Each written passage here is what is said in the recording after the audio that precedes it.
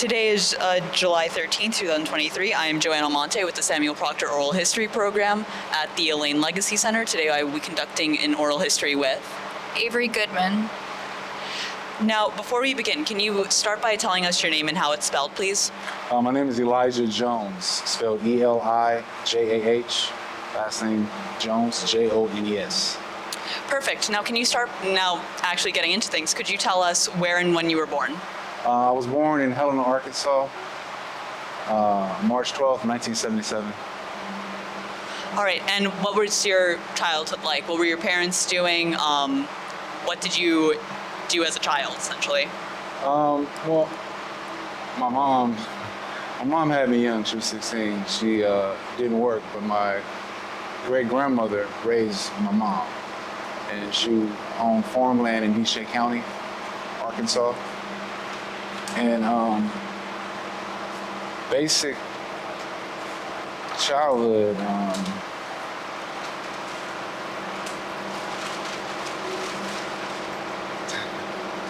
sorry.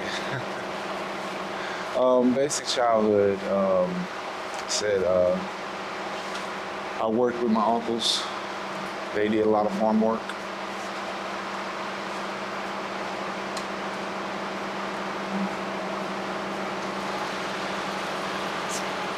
Maybe what was your favorite memory? You said, did you have contact with your great-grandmother? Yes. What was her name? Gertrude Jones. Okay, and what maybe was your favorite memory from when you would go over to her house? Actually, I lived with her. I lived with my great-grandmother until I was 7 years old. My favorite memory, I would say, is riding to the store with her, going to the store. We used to actually come here to Elaine it was a Bill Dollar store on Main Street, and we used to get penny candy for her. It's real nice. And you said you lived with her until you were at the age of 7? 7 years old. All right, where did you go after that? I relocated to Los Angeles, California with my grandmother.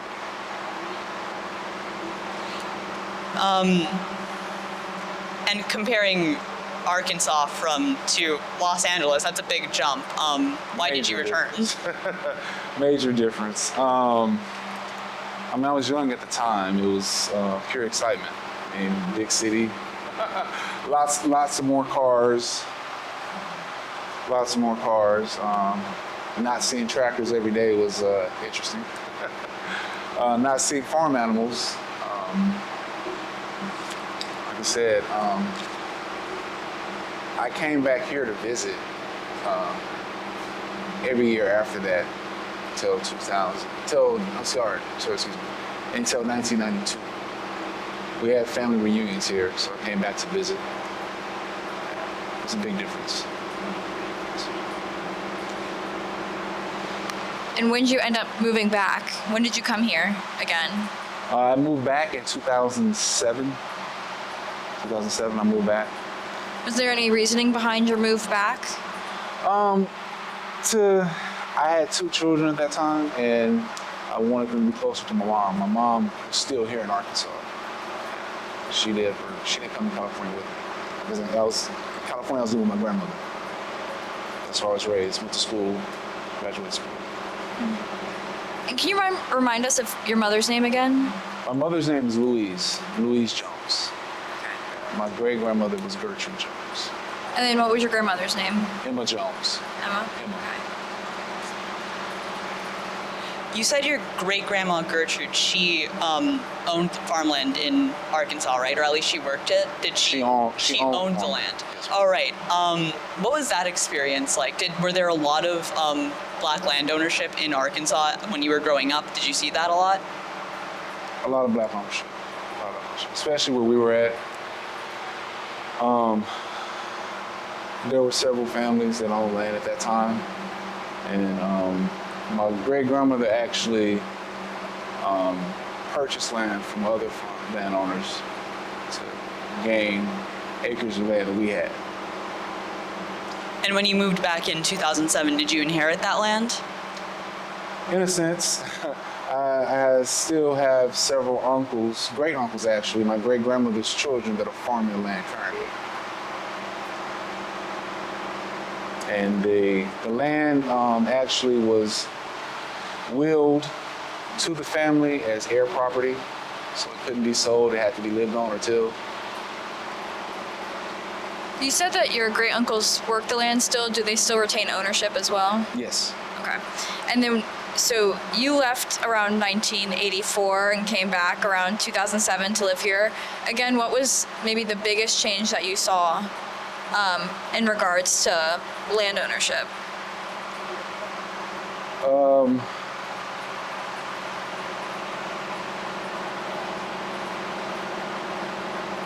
I would say less black ownership from where I moved from where I lived and it's called Snow Lake, Arkansas.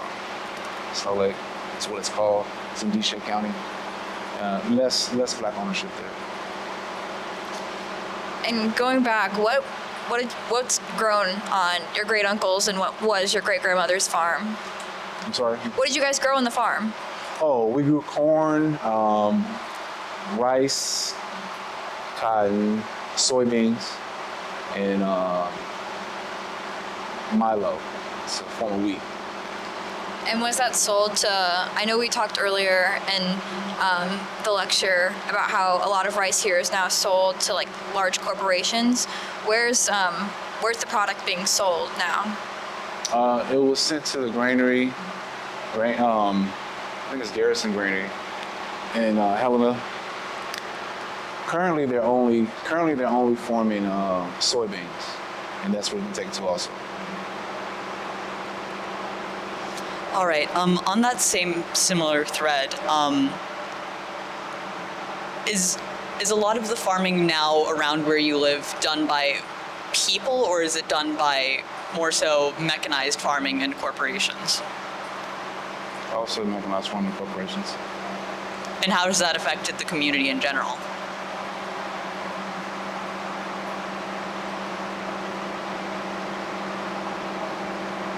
I would say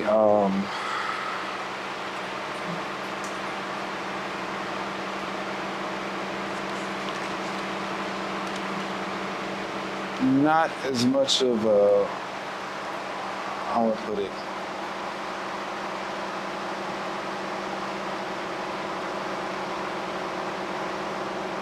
individuals farming.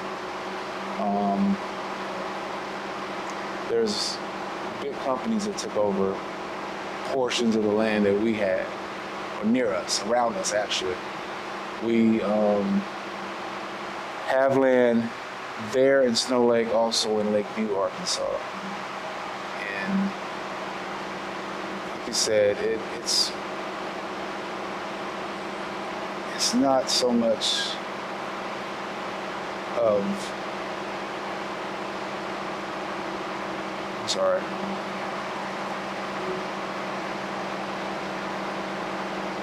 Can we move on to the next question? So can we move on to the next question?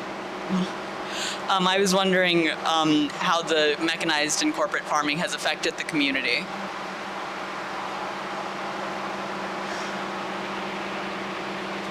Less local workers. People in the area are working, they're bringing people from outside to work. That's one thing.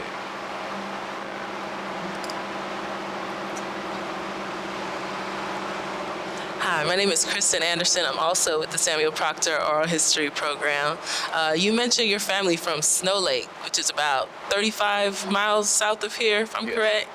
So what did you learn about Elaine in your upbringing from your family?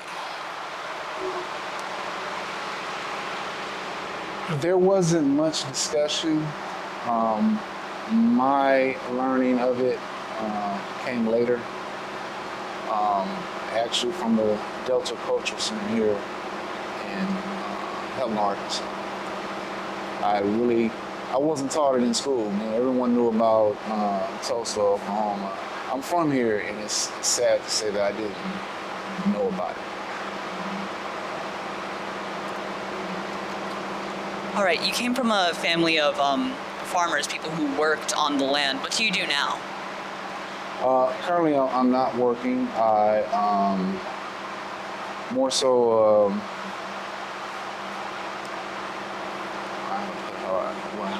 I don't know how to put what I do.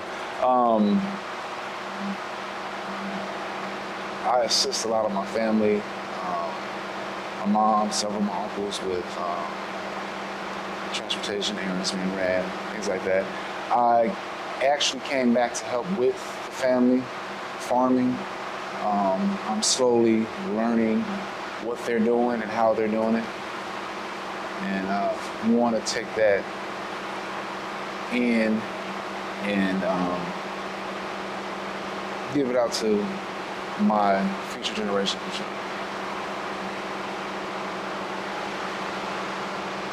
Speaking of farming, I grew up in the farming area and actually in Missouri, so I understand how how it kind of works around here a little bit. And I know Elaine and especially Phillips County is facing a water crisis. How is that impacting your personal family farm?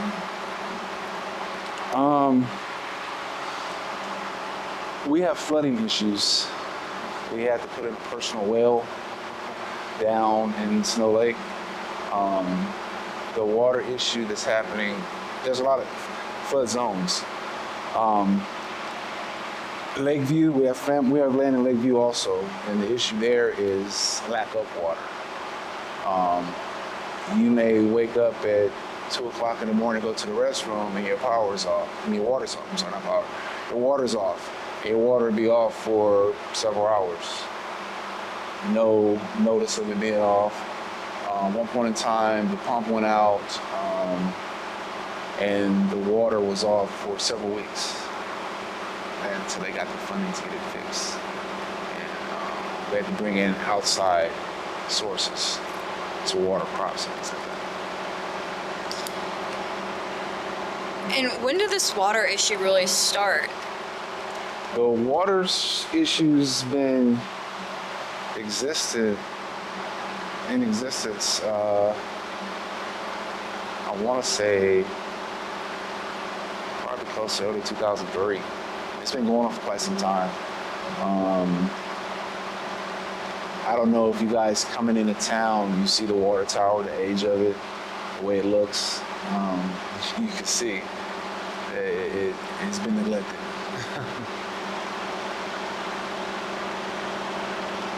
And in terms of, so does your Snow Lake farming for like irrigation purposes, you guys, where do you get the water, the outside water sources? Who owns that water?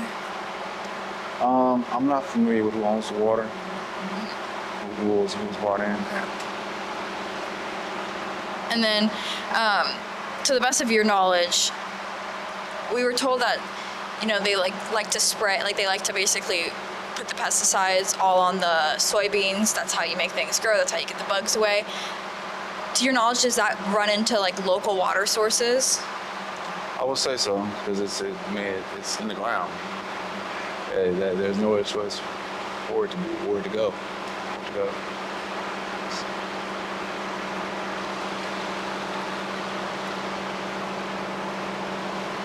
So with the impact on the water, which has been going for 20 years, since 2003, have you seen any impact in yourself or your family's health or reactions to the water?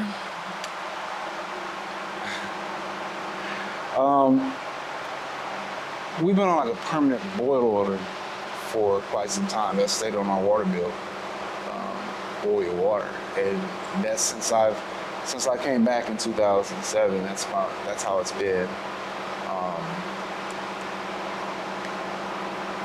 A lot of us don't even drink the water. I mean, we purchase bottled water. If we do, boiled water.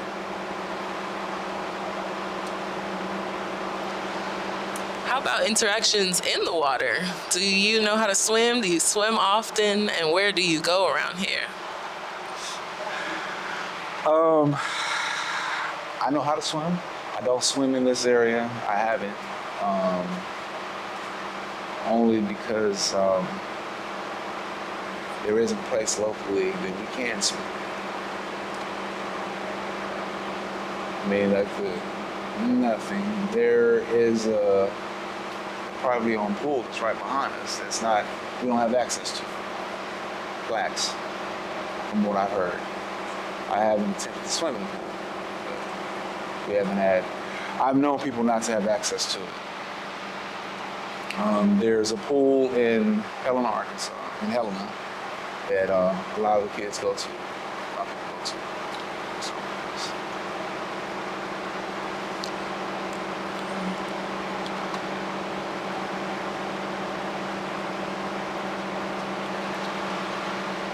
So kind of going back to your family, would you mind, I know you have a daughter here, would you mind, do you have any other children? Yes. I have 2 other children here. It's Brianna. Okay. She's 20 years old, and my 12-year-old Alyssa. Well, actually, she's 11. She'll be 12 next week. And I have 2 other children at home. And what are their names? Elijah Jr., he's 14, and Dylan, he's 7. And what's it like looking at how their upbringing in Elaine, or are y'all located in Elaine, or are y'all located in Snow Lake? We're located in Helena. Okay. How is that different from your upbringing here? What differences do you see in their upbringings than yours in this area? Well, they were all raised in the city.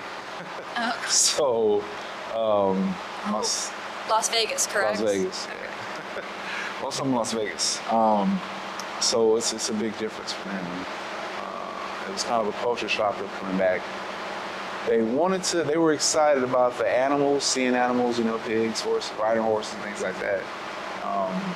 And seeing the country, so to speak. But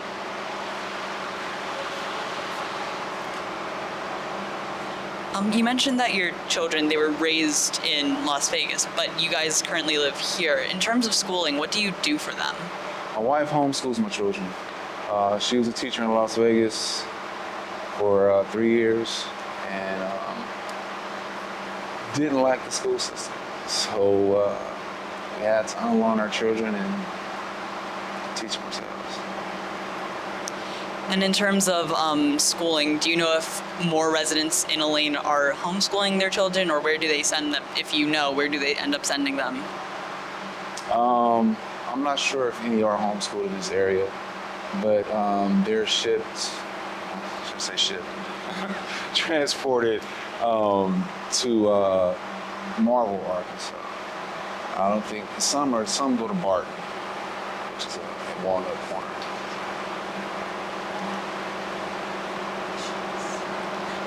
Well, we're currently sitting in the Elaine Legacy Center, so I was wondering, what does this community center mean to you and your family? History, knowledge. We want to gain, find out. We want to find out what really happened. You know, there's a lot that we, like I said earlier in the interview, I wasn't aware of Elaine massacre coming up. I wasn't taught that in school, and when we found out about it, we found out about here, my kids actually took interest in it because of the time that it happened, and we had family during that time that lived in the area, so we want to find out as much as we can about it.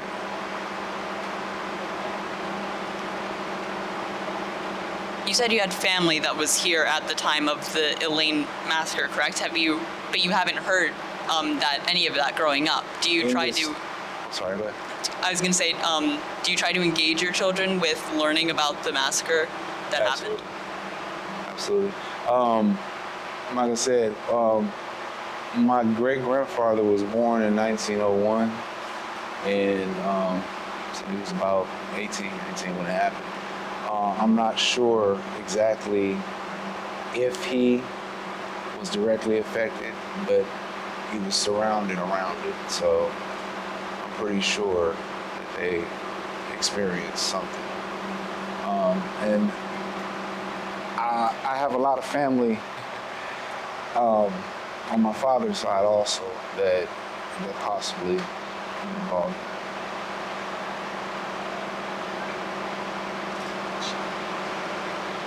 Yeah. So with something like that and this community center, which is like a meeting place, how would you describe the community ties here in Elaine? As far as people who are descendants, people who live here, maybe have left, other people who have come back, how are people connected to each other and maybe to those who do own the land? Are people connected to the people who do own the land or other people who work in the area?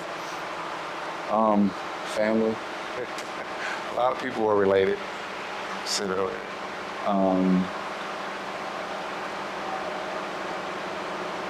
There has been a lot of people who left and came back. And like I said, I'm one of them that left and came back.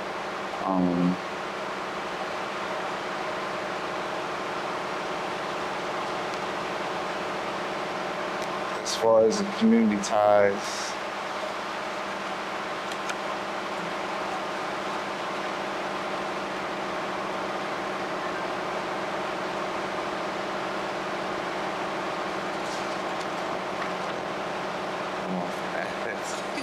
sorry. That's okay. That's okay. So can you tell me about your faith background and if that's had a big impact on your life? So I'm Baptist Christian. Okay. It has. I have quite a few ministers in my family. My great uncle is he's a minister in Baltimore, Maryland. He grew up here. Left and went to Baltimore. Attended school.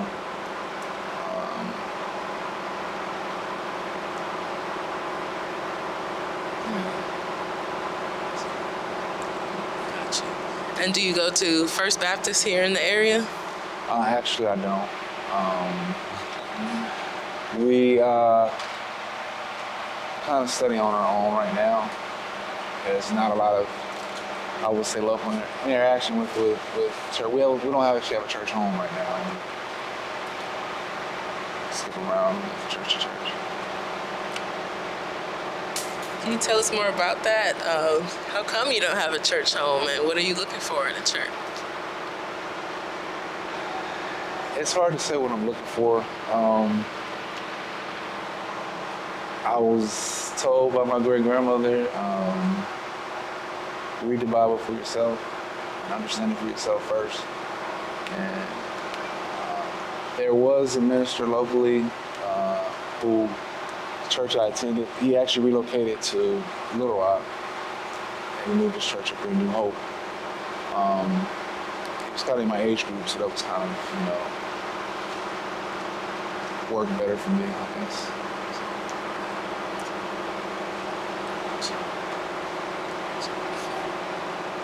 And how do you find that people in the area's thoughts of the future kind of frame? What kind of conversations about opportunities or moving forward do people have?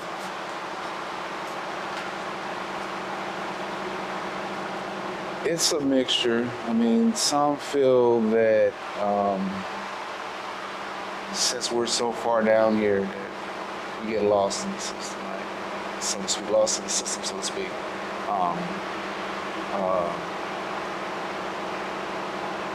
There are a lot less resources here that's needed. Like you said, coming in town, you see 3 gas stations, one's working, and the one that's working, it's credit card only. We don't have an actual grocery store down. They don't have an actual grocery store down here.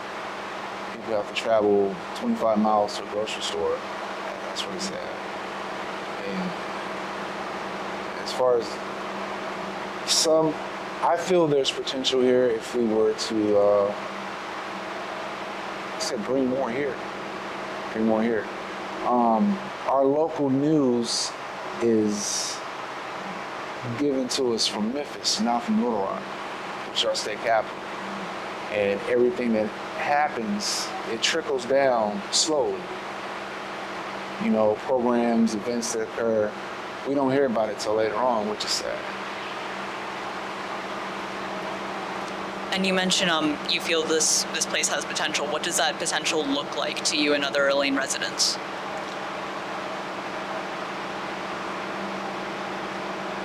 I would say if bring the liveliness back. I mean, try to open up some more stores. It was a blessing to have Dollar General brought down here. That store, I was hoping it was going to be the Dollar General Market, which also had fresh fruits and vegetables and meat to be sold, fresh meat to be sold also. But it's just a regular Dollar General store. But like I said earlier, there's more resources. And in terms of for your children, do you want them to leave Elaine, or would you want them to stay in hopes of a sort of betterment, in quotes?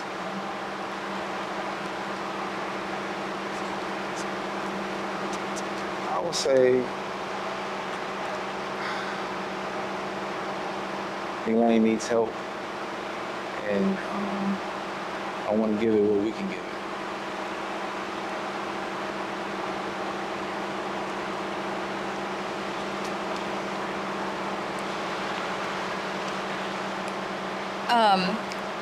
This is kind of a little bit back in our interview, but you've moved to Los Angeles, you've moved to Las Vegas. Coming back here every time, maybe what's the biggest shock that you kind of have to readjust to coming back here?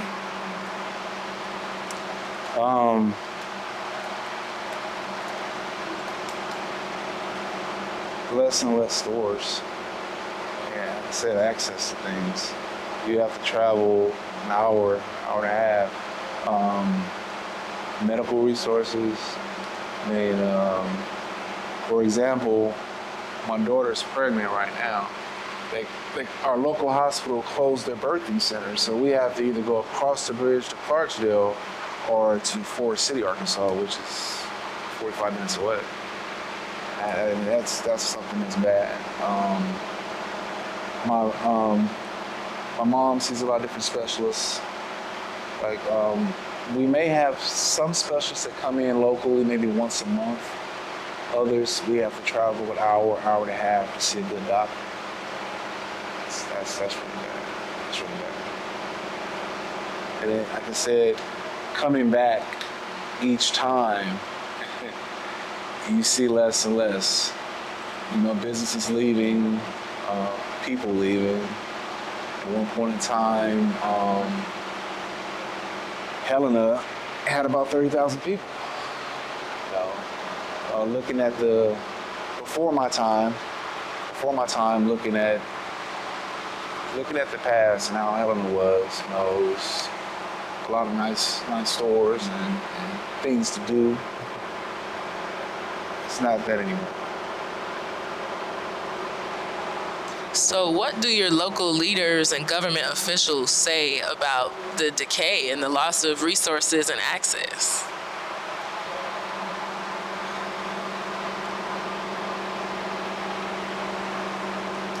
There's been talk, but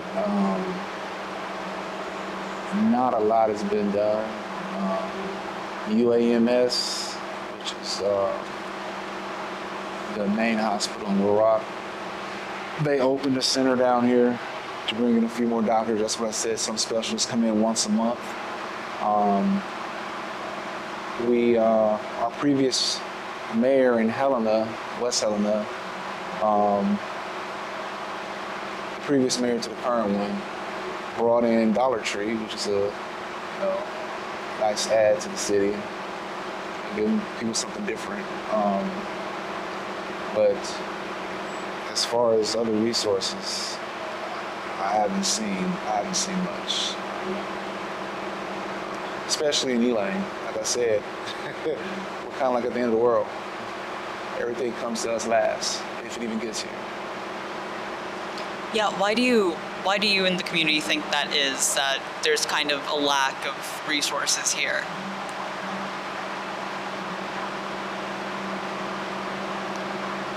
Sorry. Personally, I think it's because they feel that there's nothing here, to bring anything to. Like I said, a couple gas stations, 1 or 2 stores. There's nothing here. I mean, we have this hardware store here. There's nothing really here to add to, I guess. And when you think about Elaine before the 1919 massacre, the black land ownership, the businesses, the booming economy, I mean, what does that make you feel looking at it now? Honestly, disgust, hurt. They were thriving then, and it could have been a lot more throughout the years, but they were cut off from that, and it's really disgraceful. And for you and people of this community, what does the phrase reparations mean to you? How do you think that kind of payment for all of those struggles that everybody's been put through, what would that look like? What would that mean to everybody?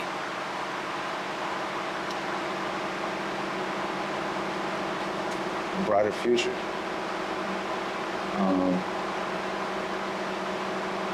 It'll help out a lot of people. I said we're one of the poorest counties in the state of Arkansas, and I think it'll be real good if it was to happen.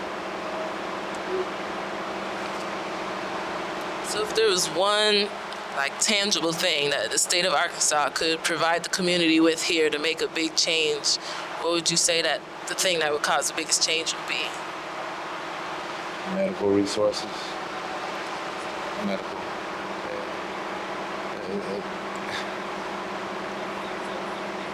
Like I said, the distance you have to drive to see a good physician is bad.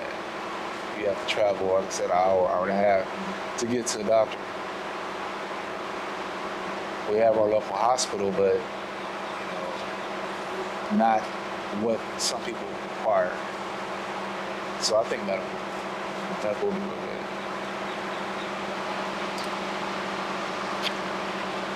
Speaking about Elaine, Phillips County, you said that there was a pool here that y'all probably can't even go to because it's is it not necessarily a segregated pool, but a dangerous space? No, I think it's just private owned. They don't allow anyone except for who they want to access it. Are there other areas in Phillips County that are similar to that?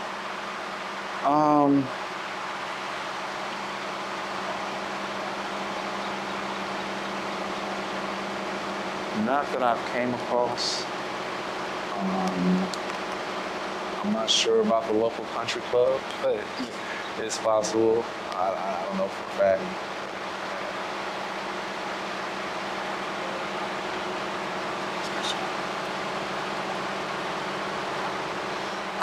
Well, it looks like we're kind of nearing the end of our interview. Is there any final words you'd like to say, maybe about Elaine, about how you grew up, whatever you want to say?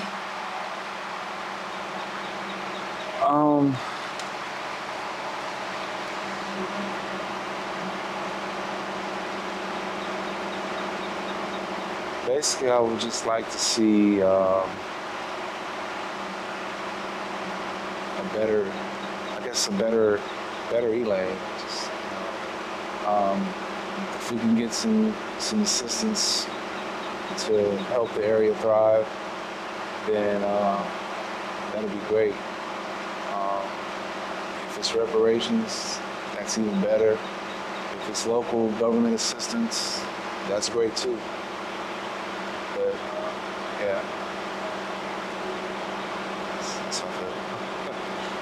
Well, on behalf of the Samuel Proctor Oral History Program, I want to say thank you for the time you've taken today to let us conduct this interview, and that concludes our interview.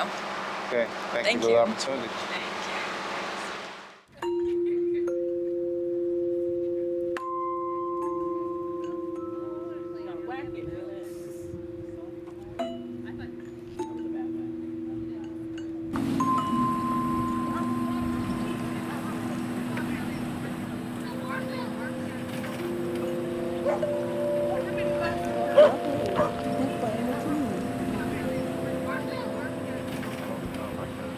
Play the middle or the top. That was nice.